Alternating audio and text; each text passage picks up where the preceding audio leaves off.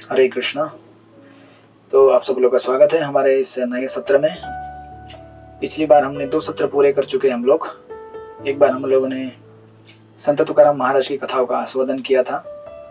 उसके बाद फिर हमने श्रीपाद रामानुजाचार्य की कथाओं का आस्वादन किया।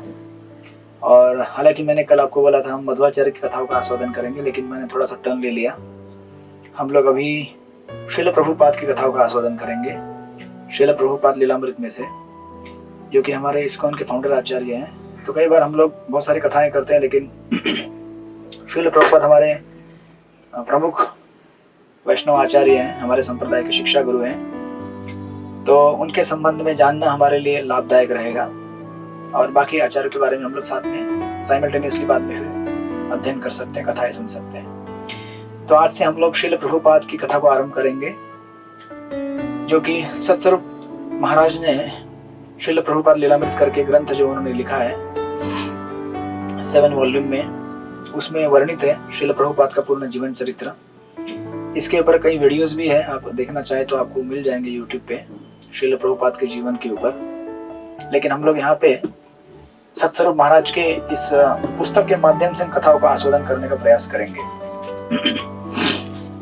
जैसे कि इस श्लोक में बताया गया था कि जिस प्रकार भगवान श्री कृष्ण के दिव्य लीलाओं का आस्वादन करके हम लोग अपने आप को आध्यात्मिक स्तर तक लेके जा सकते हैं। इस संसार में लोग अनेक अनेक कथाएं सुनने के लिए लालायित हैं, इसलिए तो इतने सारे वीडियो चलते हैं, इतने सारे सिनेमा बनते हैं, इतने सारे गाने गाए जाते हैं। बेसिकली ये सब क्या है? किसी की कथा है, किसी एक व्यक्ति ने कैसे इस संसार में कोई सफलता प्राप्त की, या किसी को कैसे दुख मिला, या किसी को कैसे सुख मिला, या जो भी है, ये सब कथाएं चलती रहती है संसार में।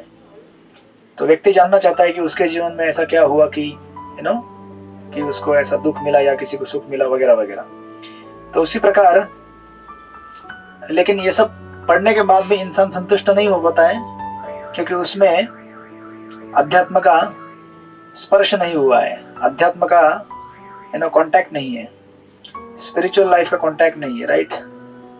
तो इसीलिए हमें श्रीमद् भागवत के श्लोक में संदेश दिया गया है कि अगर हमको पढ़ना है तो हम क्या करें? श्रीमद् भागवत या फिर भगवत गीता या फिर महान जो संतों के चरित्र हैं उनका अध्ययन करें। जब हम भगवान के भक्तों का अध्ययन करेंगे, उनके जीवन का, तो उसमें भगवान का वर्णन तो निश्चित आना ही है।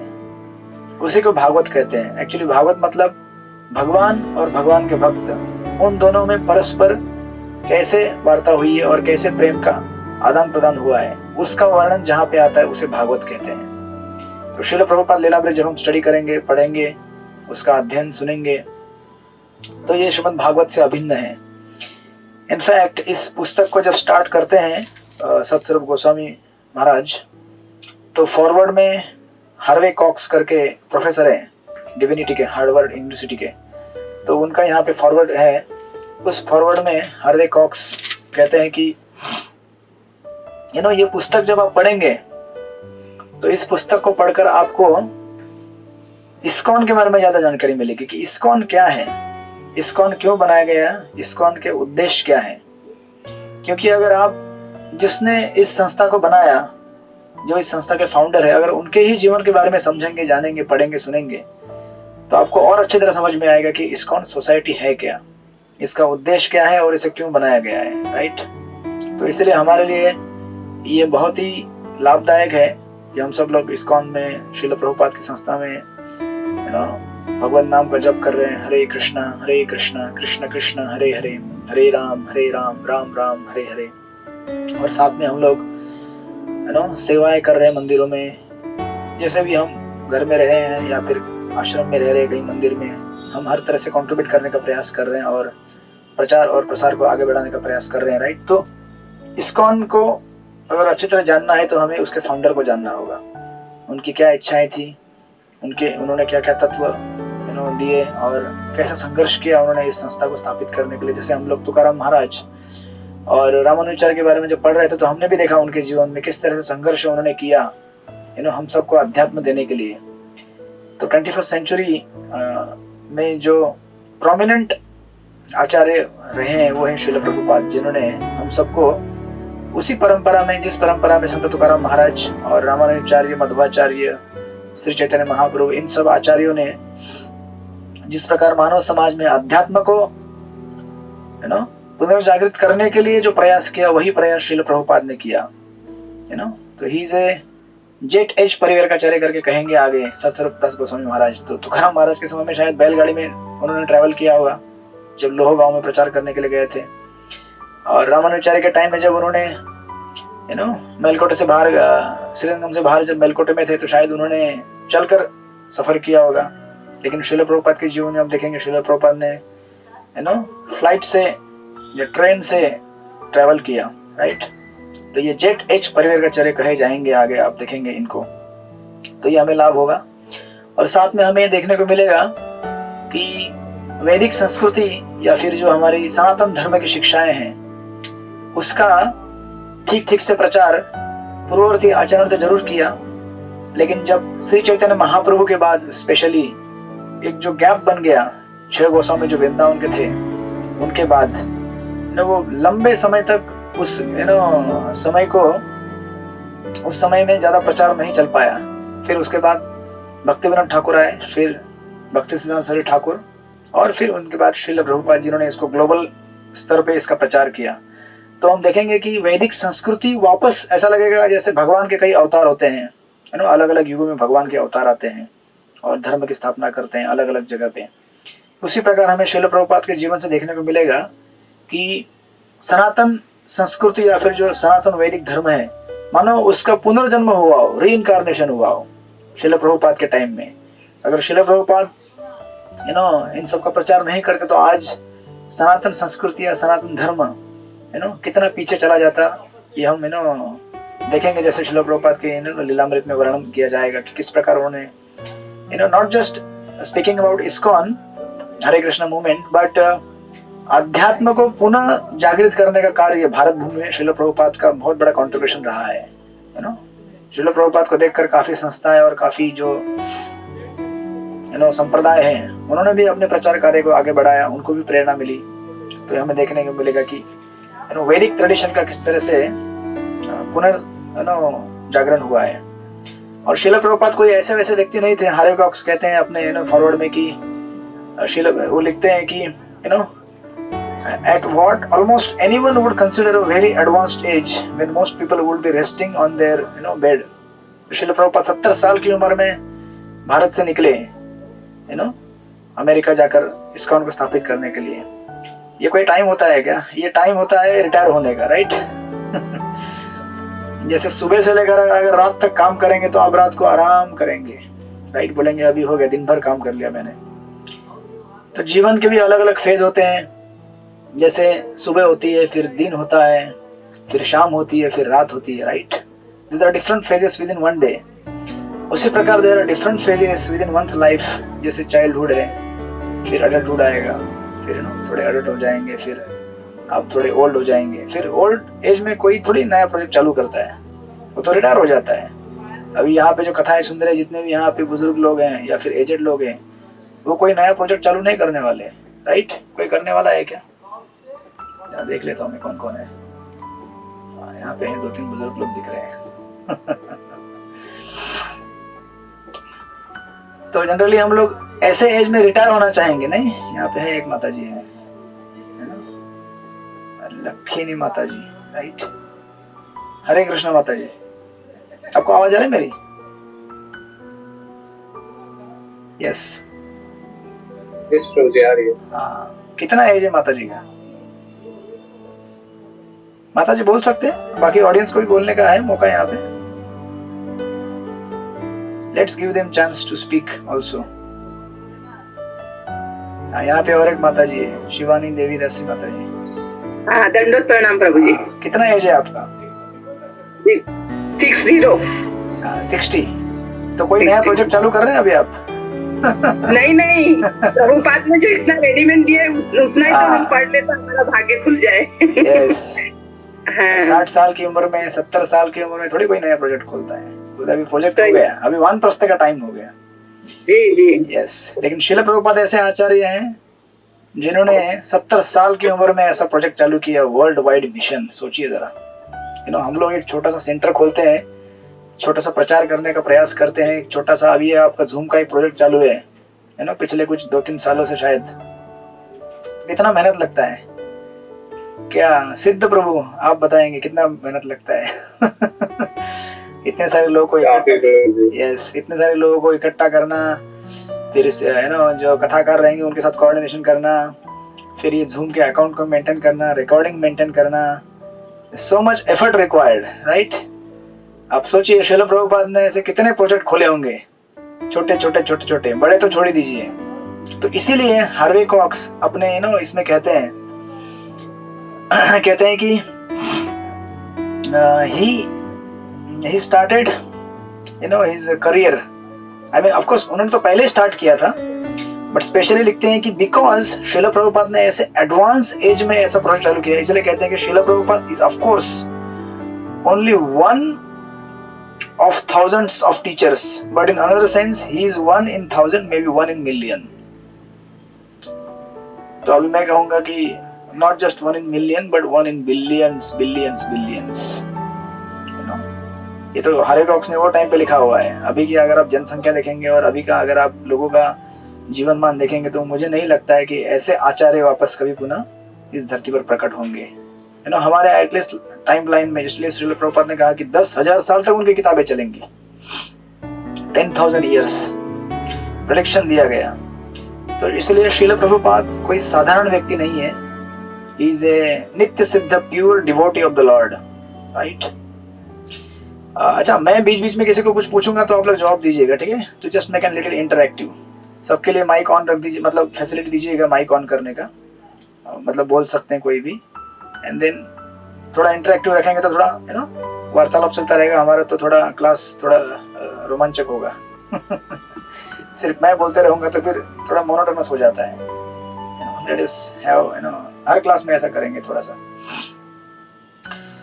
तो अभी इस पुस्तक को लिखते समय सत्स्वरूप दास गोस्वामी महाराज कहते हैं कि उन्होंने क्या क्या यूज किया है। तो ऑफ कोर्स एक कॉन्सेप्ट है, उसको कहते हैं ओरल हिस्ट्री। तो श्रील प्रभुपाद के जितने भी शिष्य होके गए हैं, प्रोमिनेंट डिसाइपल्स, तो सत्स्वरूप महाराज ने ऐसे बहुत सारे डिसाइपल्स का इंटरव्यू लिया है, उसको रिकॉर्ड किया है, और फिर उसके माध्यम से, प्लस सत्स्वरूप महाराज भी खुद श्रील प्रभुपाद के निकटतम सेवक रह चुके हैं। तो उन्होंने इस सब इकट्ठा करते हुए श्रील प्रभुपाद का बायोग्राफी लिखा है। तो ये एक बायोग्राफी लिखना भी बहुत बड़ा टास्क था। कई सालों के मेहनत के बाद ये बायोग्राफी सामने आया है, और अभी तक आप देखेंगे लिखने एक बात होती है, कई भाषा में ट्रांसलेट भी नहीं हुआ है, कई भाषा में हो चुका है, अभी भी मराठी भाषा में नहीं हुआ है, महाराष्ट्र का, तो ट्रांसलेशन चल रहा है, हम लोग वेट कर रहे हैं उसके लिए। तो इसलिए बहुत ही मेहनत का काम करके उन्होंने हमारे सामने ये प्रेजेंट किया है, सत्स्वरूप दास गोस्वामी महाराज। और फिर फाइनली अपने क्लोजिंग में फॉरवर्ड में लिखते हैं हार्वे कॉक्स की, एक्चुअली श्रील प्रभुपाद के लिए ये हमें ऐसा बोल सकते हैं कि श्रील प्रभुपाद को क्रेडिट देना चाहिए कि उन्होंने भारतीय संस्कृति का क्या किया, रिवाइवल किया। He revived the Indian culture. एक ऐसा टाइम है भारत में जब industrialisation, green revolution, white revolution, ये सब रिवोल्यूशन चलते आ रहे हैं, बेसिकली आर्टिफिशियल लिविंग। ऐसे समय में श्रील प्रभुपाद द्वारा भारतीय लोगों को जगाना कि भाई अपनी संस्कृति को भूलो मत, अपने इतिहास को भूलो मत, अपने सनातन धर्म को भूलो मत, ऐसा कहकर सारे भारतीयों को जगाना। जो भारत प्रभुपाद यहाँ पे कर रहे थे प्रचार, देखा कि उन्होंने भारतीय लोग रिस्पॉन्स नहीं दे रहे, तो फिर अमेरिका चले गए, वहां से फिर लेके आए पाश्चात्य देशों को और बोले कि देखो आप लोग इनको फॉलो करने की कोशिश कर रहे हैं, लेकिन पाश्चात्य संस्कृति के लोग अभी आपकी संस्कृति को फॉलो कर रहे हैं। तो हम सबको क्या आदत है कि जो मेड इन अमेरिका रहेगा सब पसंद आता है हमको, तो भक्ति भी जब मेड इन अमेरिका हो गया तो हमको पसंद आने लगा।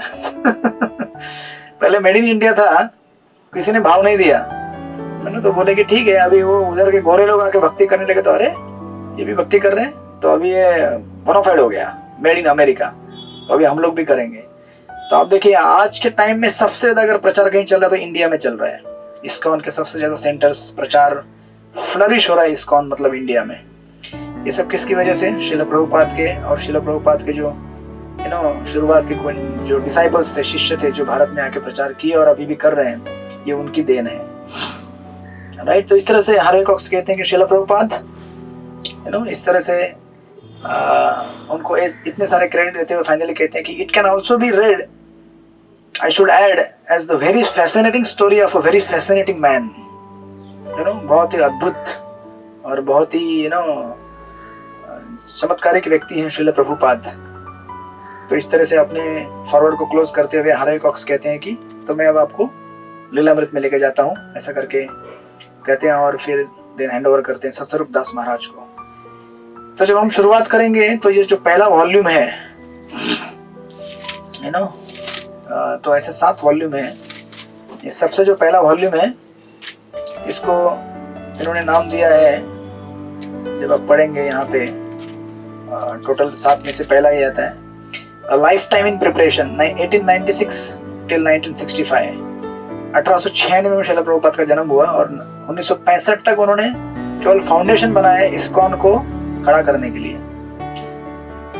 1965 के पहले इस्कॉन था नहीं, 65 के बाद हुआ जब प्रभुपाद अमेरिका में गए।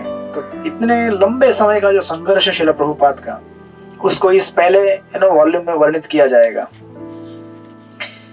तो सत्स्वरूप महाराज लिखते हैं कि जब इसकी शुरुआत होती है तो पहले कंपैरिजन देते हैं कि श्रील प्रभुपाद अमेरिका जाने के पहले और अमेरिका के पहले, बेसिकली 1965 के पहले और 1965 के बाद में। कहते हैं कि श्रील प्रभुपाद ने भारत में जब थे 1965 के पहले तो केवल 3 बुक लिखी थी, सिर्फ 3 वॉल्यूम लिखे थे श्रीमद् भागवत के ऊपर।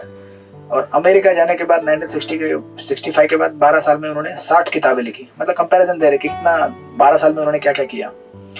भारत में उनका केवल एक डिसाइपल थे, यहाँ पे अपना लीग ऑफ डिवोटी जहाँ पे उन्होंने बनाया तो वहाँ पे एक डिवोटी उन्होंने बनाया था डिसाइपल। लेकिन अमेरिका जाने के बाद 1965 के बाद उन्होंने 4000 डिसाइपल बनाए वर्ल्ड वाइड। भारत में उन्होंने एक ही सेंटर बनाया था।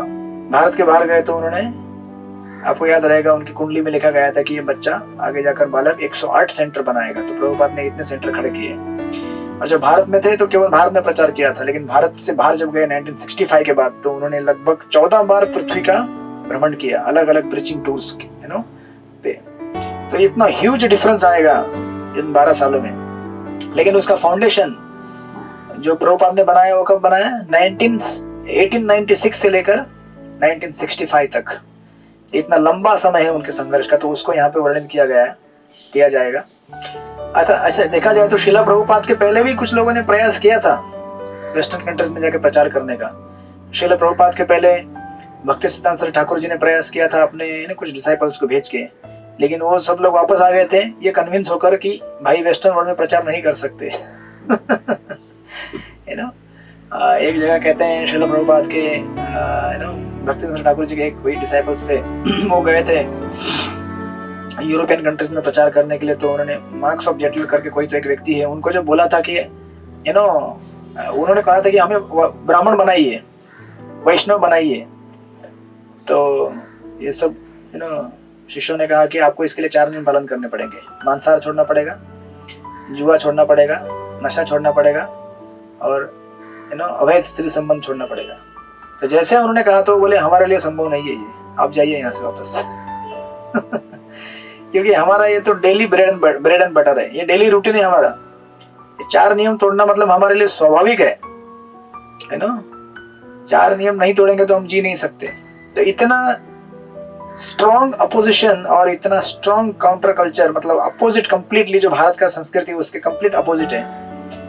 ऐसे संस्कृति में जाके प्रचार करना और उनको शिष्य बनाना और भारत में लेके आना, ये कोई एक साधारण व्यक्ति नहीं कर सकता। ये एक भगवान के फुल्ली एम्पावर्ड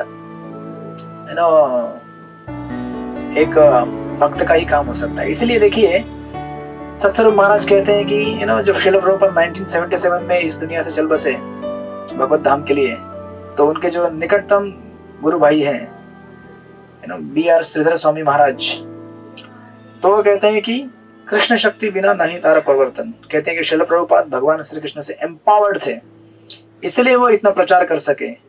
ये प्रूफ है। अब देखिए ना, हम केवल 16 माला करने में हमारे आधी जान चली जाती है, 4 नियम पालन करने में बाकी आधी जान चली जाती है, हो गया हमारा यहीं पे काम। पूर्ण जीवन भर अगर हम 16 माला ठीक से कर पाए नियमित रूप से, ठीक से मतलब मैं अभी उसमें और ऐड नहीं कर रहा हूँ, अटेंटिव विद डिवोशनल मूड। केवल 16 माला कीजिए, कैसे तो पूरा कर लीजिए, और 4 नियम पालन कर लीजिए। इतना भी अगर हम जीवन भर कर पाए तो भी हमारे लिए लगता है कि मैंने बहुत बड़ा माउंट एवरेस्ट अचीव कर लिया, राइट। तो ये होता है फर्क नित्य सिद्ध और साधना सिद्ध में। तो आपको हम लोग साधक है, एक दिन हम भी सिद्ध बन सकते हैं धीरे धीरे। लेकिन दो जो अलग अलग जीवात्माओं का जो वर्णन शास्त्रों में दिया गया, एक कहते हैं नित्य सिद्ध, दूसरे कहते हैं नित्यबद्ध। तो हम लोग अभी नित्यबद्ध है, धीरे धीरे साधना से अभ्यास कर कर हम लोग नित्य सिद्ध होने का प्रयास कर रहे हैं। हरे कृष्णा कृष्णा कृष्णा हरे हरे, हरे राम राम राम हरे हरे। तो नित्य सिद्ध मतलब जो सनातन काल के लिए नित्य है, वो कभी पतित नहीं होते, भगवान के साथ हमेशा रहते हैं वो। और ऐसे नित्य सिद्ध आत्माएं जब इस भौतिक जगत में आती हैं, तो हमें लगेगा कि वो भी हमारे जैसे ही रहते हैं यार, हमारे जैसे ही उनको संघर्ष हो रहा है, हमारे जैसे उनको कभी बीमारी होती है, हमारे जैसे कभी उनको क्या होता है। ऐसा समझने में गलती नहीं करना चाहिए हमें। भगवान के नित्य सिद्ध यहाँ पे आते हैं केवल हमारे बीच में रहकर हमारे साथ हमको भगवत धाम का रास्ता दिखाने के लिए। अगर वो यहाँ पे आएंगे और उनको समझो, अगर कोई नित्य सिद्ध यहाँ प्रचार कर रहे हैं, अगर उनको बीमारी नहीं हुआ तो हम सोचेंगे अरे नित्य सिद्ध मतलब कोई बीमारी हो नहीं सकता, या फिर नित्य सिद्ध का पहचान ये है कि उसको कभी या फिर वो ऐसे खाता है, ऐसे नहीं खाता है, या फिर वो सोता ही नहीं है। तो एकदम अचंभा हो जाएंगे हम लोग और उसके साथ रिलेट नहीं कर पाएंगे हम। तो हमको लगेगा कि मुझे अगर साधना करना है तो फिर मैं कभी बीमार नहीं गिरना चाहिए, मुझे कभी कुछ होना नहीं चाहिए। तो इसलिए नित्य सिद्ध भी हमारे जैसा ही जीवन जीते हैं और साथ में दिखाते हैं कि ऐसा जीवन जीते हुए भी हमें कैसे भगवान की भक्ति करनी चाहिए। चाहे मुझे कुछ दुख आए जीवन में, सुख आए, या फिर कुछ मेरे साथ गलत हो या अच्छा हो, तो भौतिक जीवन में संघर्ष करते हुए भगवान को कैसे पूजना है, ये हमें सिखाने के लिए नित्य सिद्ध यहाँ पे अवतरित होते हैं। लेकिन हमें यह नहीं समझना चाहिए कि वो हमारे जैसे हैं, राइट। वो कहते हैं इसलिए कि all Nitya Siddhas within this material world may appear to toil like ordinary men, but they never forget their position as servants of the Lord. कभी भूलते नहीं कि वो भगवान के नित्य दास हैं, राइट। इसलिए ये श्रील प्रभुपाद का जो पहला है, जो प्रथम वॉल्यूम है, लाइफ टाइम इन प्रिपरेशन, सतस्वरूप महाराज कहते हैं कि in the years of struggle described in this volume take on a special sweetness. एक अलग ही स्वाद है इसमें। शायद आप में से बहुत सारे लोगों ने श्रील प्रभुपाद के जीवन के ये लीलाओं को नहीं सुना होगा आज तक, या सुना होगा हल्का फुल्का यहाँ वहाँ।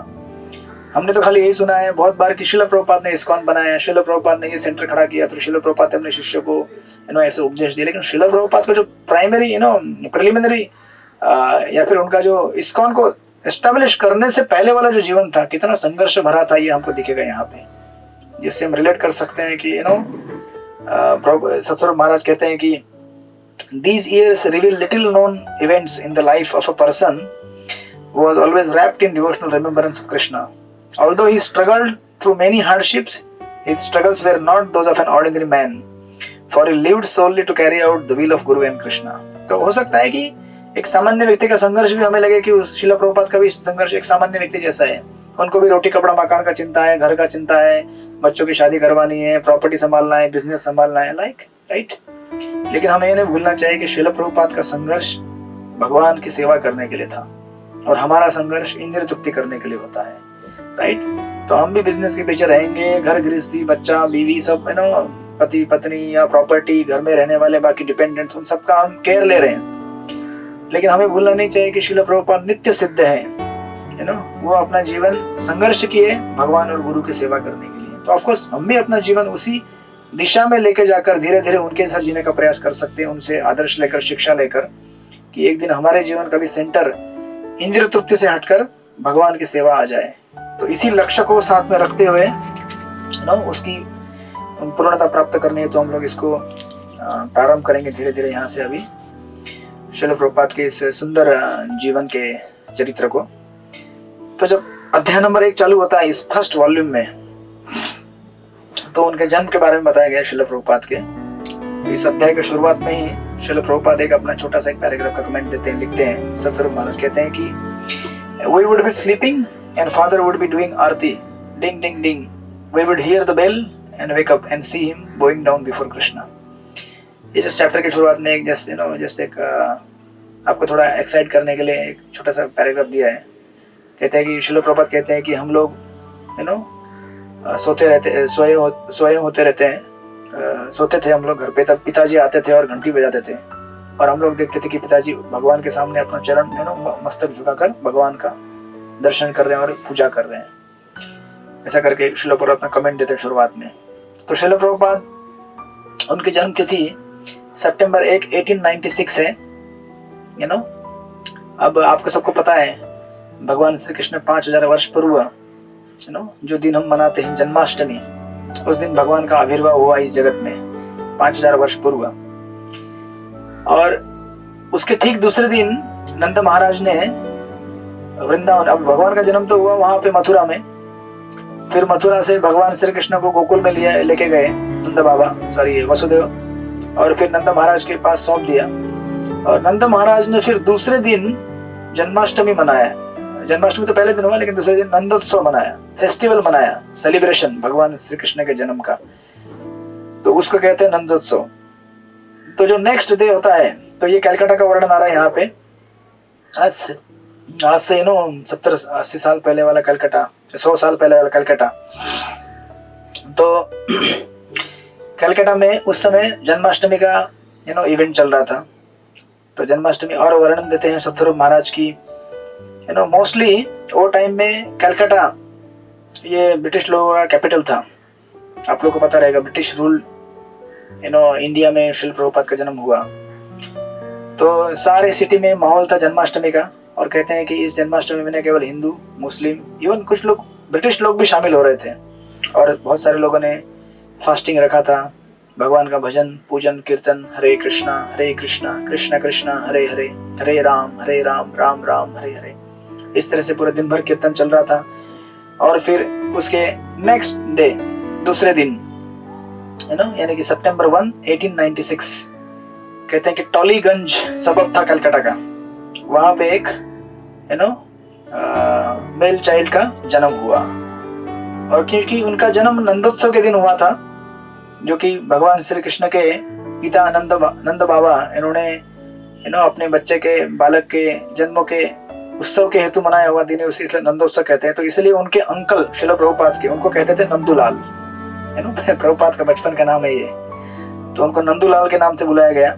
लेकिन उनके पिता गौर मोहन डे, उनके पिताजी का नाम है, उन्होंने उनका, और उनकी माता रजनी, उन्होंने उनका नाम रखा अभय चरण। अभय चरण यानी कि जिसने भगवान के चरणों का आश्रय लिया है, इसीलिए वो क्या हो गया है, अभय चरण हो गया है, अभय हो गया है, फियरलेस, जिसने भगवान का आश्रय लिया है, जिसने भगवान श्री कृष्ण के चरणों का आश्रय लिया है, तो उनका नाम पड़ा अभय चरण डे। और फिर जिस तरह से सिस्टम रहता है कि जब डिलीवरी के टाइम में माता क्या करती है, अपने मायके चली जाती है। तो श्रील प्रभुपाद की मदर रजनी, वो भी अपने मायके आई थी, और उनका जन्म स्थान जहाँ, वो आज भी कलकत्ता में, आप लोग जाएंगे, अभी हाईवे 17 जा रही है कलकत्ता, तो आपको दिखेगा वहाँ पे प्रभुपाद के जन्म स्थान को आज उन्होंने इतना अच्छा सजाया हुआ है।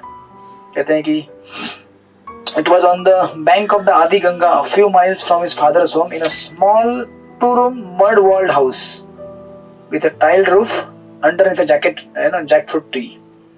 अपना जो ये रहता ना कटहल का पेड़, उसके नीचे श्रील प्रभुपाद का जन्म हुआ।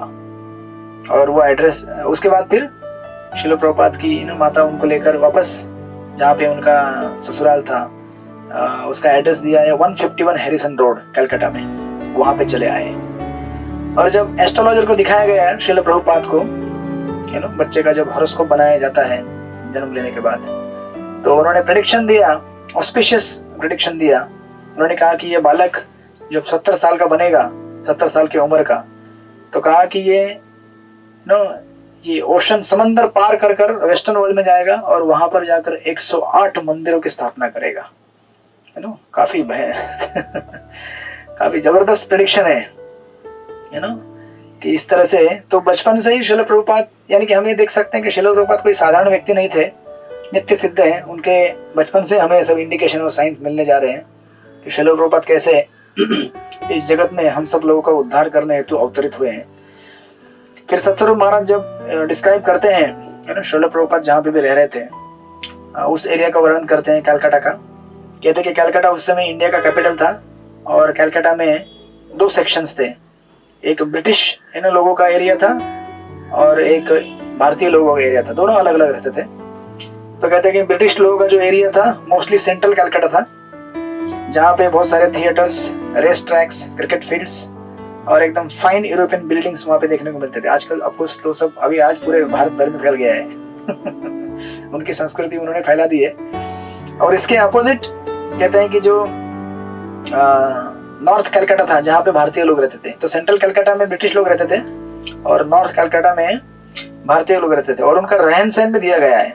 कहते हैं कि here the main dressed in dhoti and the women in saris. तो धोती कुर्ता ये पुरुषों का लिबास था और साड़ी स्त्रियों का लिबास था।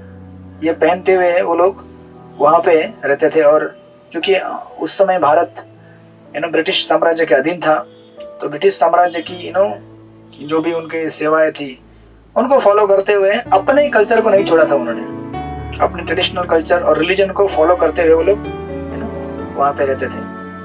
और अभय चरण यानी कि श्रील प्रभुपाद, उनके पिताजी का एड्रेस दिया गया है घर का, जैसे मैंने पहले कहा 151 हैरिसन रोड। वो जहाँ पे भारतीय लोगों का सेक्शन था वहाँ पे नॉर्थ कलकत्ता के एक सेक्शन का एरिया है। और उनके पिताजी का वर्णन करते हुए कहते हैं कि उनके पिताजी Gaur Mohan De he belong to Swarna Vanik merchant community. तो उनके पिताजी व्यापारी थे, कपड़ों के क्लॉथ मर्चेंट थे और थोड़ा सा ब्रीफ हिस्ट्री दिया है कि गौर मोहन डे एक्चुअली ये बिलोंग करते हैं गौतम ऋषि के गोत्र से। फिर बाद में लेकिन जब भारत पे अंग्रेज मुगलों का शासन था, उस समय मुगलों ने उनको मुलिक करके एक टाइटल दिया था, क्योंकि ये लोग गोल्ड सॉल्ट इसमें भी बिजनेस किया करते थे, बड़े इन्फ्लुएंशियल फैमिली थी उस समय, तो इसलिए उनको मुलिक करके कहा गया। तो इसलिए कभी कभी आपको दिखेगा वर्णन में कि मुलिक यानी कि बेसिकली लॉर्ड, वेल्दी, तो ऐसा टाइटल उनको दिया गया। और श्रील प्रभुपाद जहाँ पे रहते थे वहां से थोड़ा ही कुछ अंतर पे 151 हैरिसन रोड, वहां से कुछ थोड़ा एक जगह पे एक सुंदर भगवान का मंदिर था, उसका नाम था राधा गोविंद। तो उस राधा गोविंद मंदिर श्रील प्रभुपाद का जो स्पिरिचुअल जर्नी है वो तो ऑफकोर्स उनके घर से स्टार्ट हुआ, उनके माता पिता ने उनको दिया, प्लस अपने सराउंड देखिए, आपको भी आज भी याद रहेगा आपके बचपन में जो भी सराउंडिंग में आपके कोई टेम्पल था जिसको आपने विजिट किया, कभी जाकर दर्शन किया, तो उसके अभी भी आपको संस्कार रहेंगे। It helps you to grow develop spirituality later in your life. तो श्रील प्रभुपाद के जीवन में भी श्रील प्रभुपाद कहते हैं कि मेरे घर के थोड़ा बाजू में एक राधा गोविंद करके मंदिर था 150 साल पुराना, जो कि उनके मुलिक फैमिली पूरा उसको मेंटेन करते थे। तो सुंदर राधा गोविंद की डीटी थी वहां पे, उसका वर्णन भी आगे आएगा। इसका मंदिर का एक सिंपल शेड्यूल था, रोज सुबह वहां पे आरती होती थी, वहां पे पुजारी थे जो मंदिर को मेंटेन करते थे, और वे सारे सुवर्ण मलिक फैमिली जो थे वो सब लोग मिलके उस मंदिर को मेंटेन किया करते थे। जैसे आज भी आप देख सकते हैं कहीं कई जगह पे ऐसा रहता है कि एक कॉलोनी या फिर एक मोहल्ला या फिर एक सोसाइटी एक टेम्पल को मेंटेन करते हैं। कितना भी आज वेस्टर्नाइज हम लोग हो जाए, लेकिन इतना तो सेंस रहता है कि हमें एक मंदिर होना चाहिए हमारे कॉलोनी में, या फिर कोई भी मंदिर हो, हनुमान का मंदिर हो या फिर दुर्गा का मंदिर, शिव जी का मंदिर। तो ये हमारा एंशिएंट कल्चर में इतना थोड़ा थोड़ा है भरा हुआ अभी भी हमारे पास। तो श्रील प्रभुपाद इस मंदिर का डिस्क्रिप्शन सतस्वरूप महाराज देते हुए कहते हैं कि every morning there would be aarti. तो ये लोग ब्रेकफास्ट जैसे करने के पहले, जैसे सुबह सुबह घर में तो ऐसे मंगला आरती तो नहीं होता होगा, क्योंकि ये सब लोग बिजनेस क्लास के लोग थे, बिजनेसमैन थे, मैं भी रात को लेट सोना और फिर सुबह थोड़ा सा लेट उठना था। तो ये लोग सुबह ब्रेकफास्ट करने के पहले राधा गोविंद मंदिर जाते थे। राधा गोविंद मंदिर जाकर भगवान को वहाँ पे आरती अटेंड करते थे और भगवान को भोगा ऑफर करते थे। तो यहाँ पे वर्णन दिया है भोगा में क्या क्या ऑफर किया जाता था। भोगा में राइस, कचौरी और वेजिटेबल्स एक बड़े प्लेट में ऑफर करते थे। कचौरी प्रभुपाद का फेवरेट था फिर ये सब भगवान को भोग लगाने के बाद सारा बाद में बाहर सारे विजिटर्स जो भी आते थे लेटर, सबको डिस्ट्रीब्यूट किया जाता था एक एक करके। तो श्रील प्रभुपाद वो भी अपने सर्वेंट था, श्रील प्रभुपाद के सर्वेंट के उनके सर्वेंट श्रील प्रभुपाद के घर के, उनको एक छोटा सा बेबी कैरेज था, उसमें लेके जाते थे। तो प्रभुपाद कहते हैं कि उनका एक मित्र था सिद्धेश्वर मुल्लिक करके। बाद में आपको इसका वर्णन आएगा जब उनका श्रील भक्तिसिद्धांत सरस्वती ठाकुर जी के साथ मुलाकात होगा, यू नो, उसमें उनका इंस्ट्रूमेंटल हाथ रहेगा। तो ये सिद्धेश्वर मुलिक ये इनको यू नो मोती करके बुलाते थे श्रील प्रभुपाद को, मोती यानी कि पर्ल। तो उनके बचपन के फ्रेंड थे वो। तो श्रील प्रभुपाद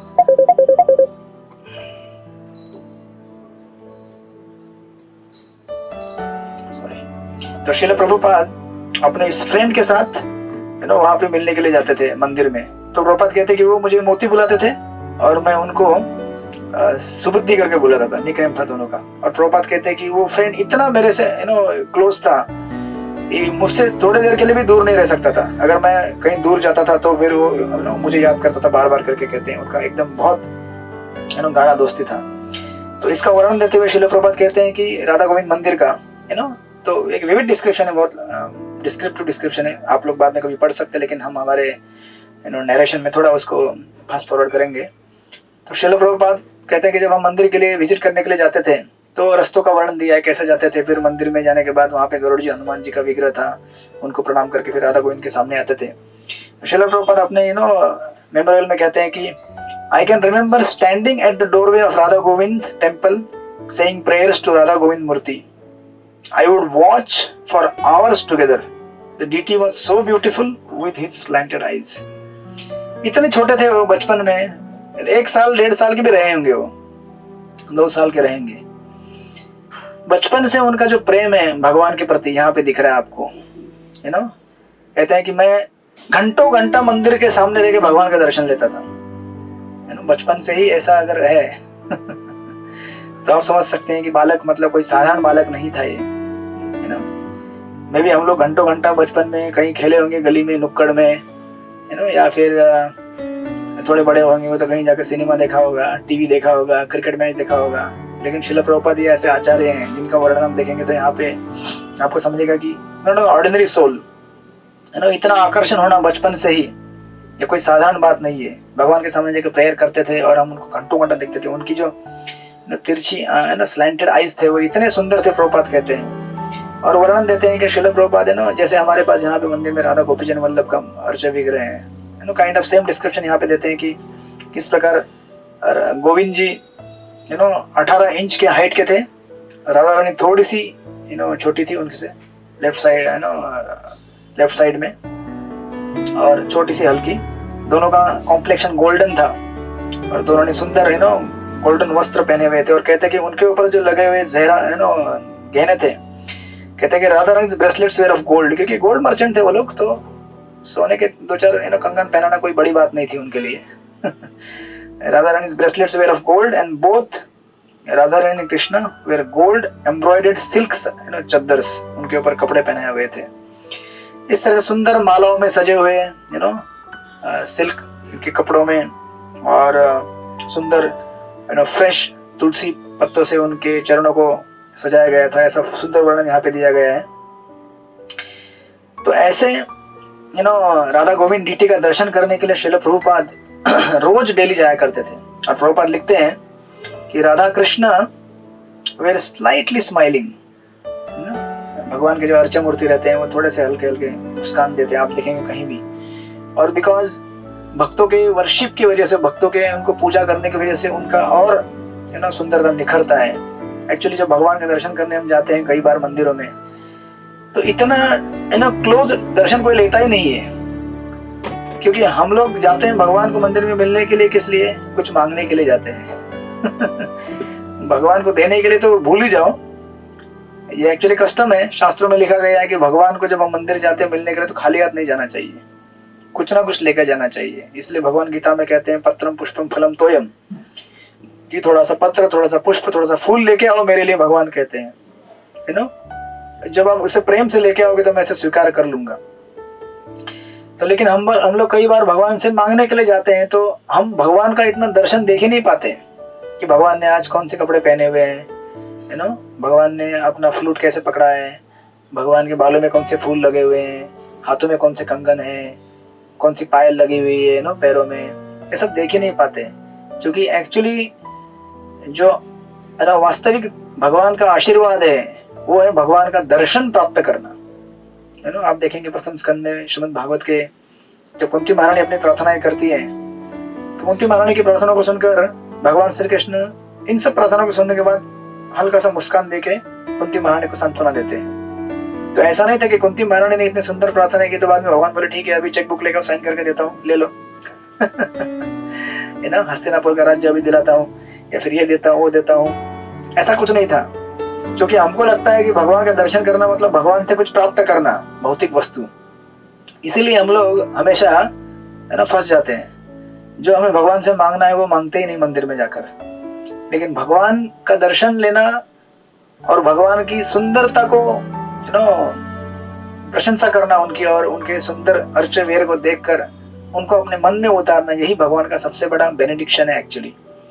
क्योंकि जब हम भगवान के दर्शन करेंगे और भगवान की मुस्कान देखकर हम लोग अगर इंचेंट हो जाए, प्रसन्न हो जाए, और वो मुस्कान अगर हमारे दिल में उतर जाए, तो फिर समझ जाइए कि आपका मंदिर जाना सफल हो गया। क्योंकि हमारे सारे कष्टों का कारण क्या है?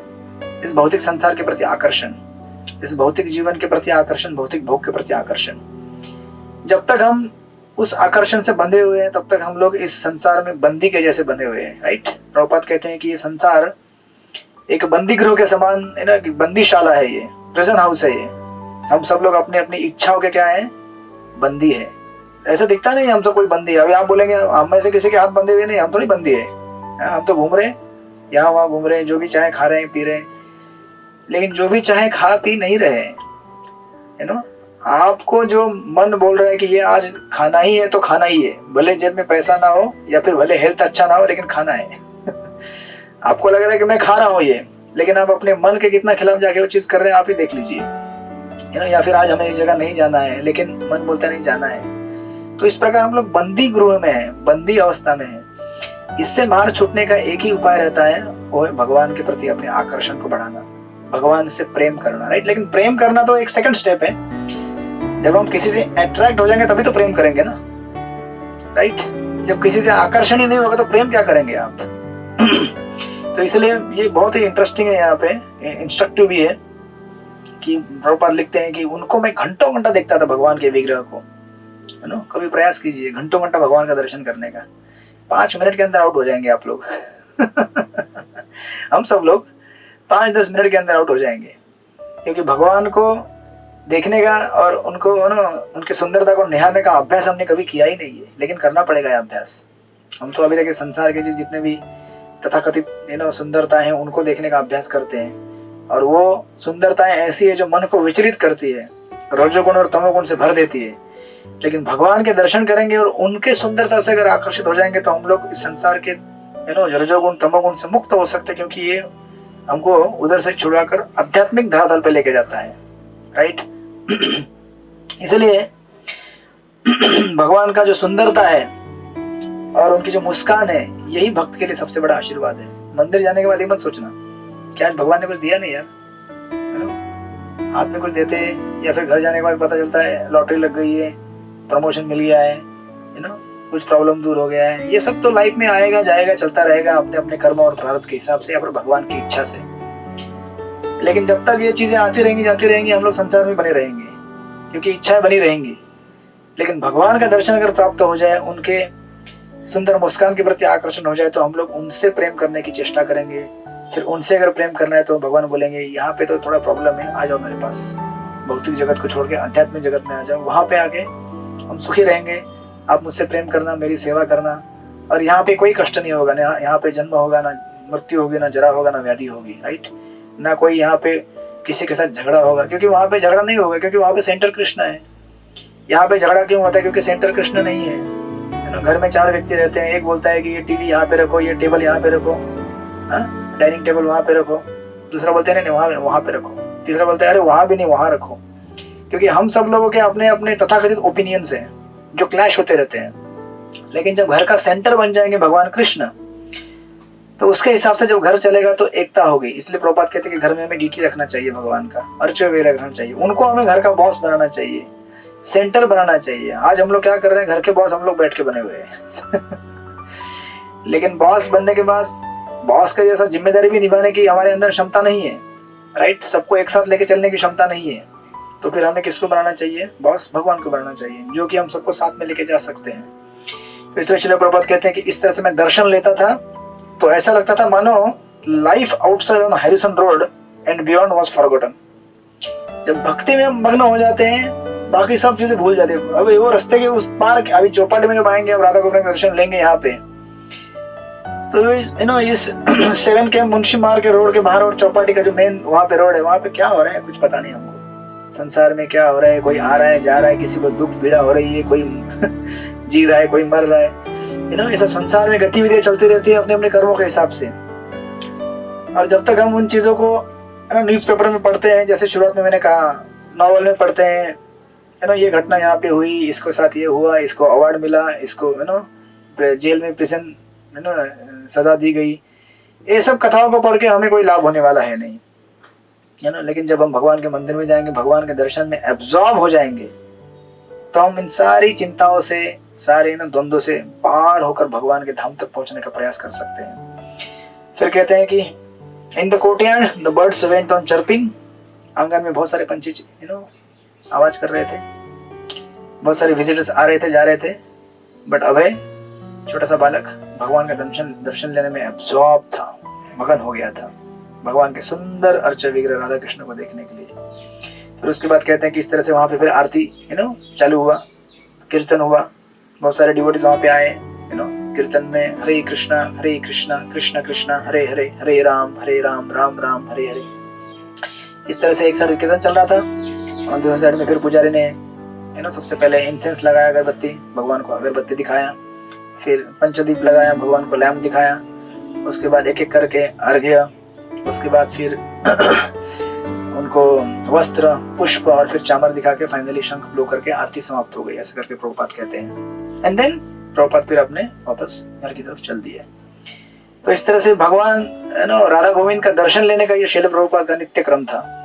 राधा गोविंद मंदिर जाने का, भगवान के दर्शन में अब्जॉर्ब रहने का। सोचिए ना, छोटे से बालक थे छोटे से बालक को जानकारी भी नहीं होती कि ये कौन है, राधा है, कृष्ण है, क्या है, डीटी है, लेकिन प्रभुपाद इतने एब्जॉर्ब थे भगवान के कीर्तन और दर्शन में। और प्रभुपाद आगे जाके लिखेंगे कि ये सब उनके पिताजी की देन थी, क्योंकि उनके पिताजी महान वैष्णव थे। तो इसलिए घर में जो हमारे एल्डर्स हैं वो जो चीज करते हैं वही बालक करता है बेसिकली। अगर हमारे घर में पिता या फिर उनके जो लालन पालन करने वाले माता पिता या जो भी है, ग्रैंड फादर ग्रैंड मदर, वो लोग अगर चैंटिंग करेंगे तो बालक भी देखता है कि माता पिता चैंटिंग करे तो वो भी चेष्टा करता है चैंटिंग करने का कोशिश करता है, या फिर भगवान को आरती नकल में उतारने का कोशिश करता है।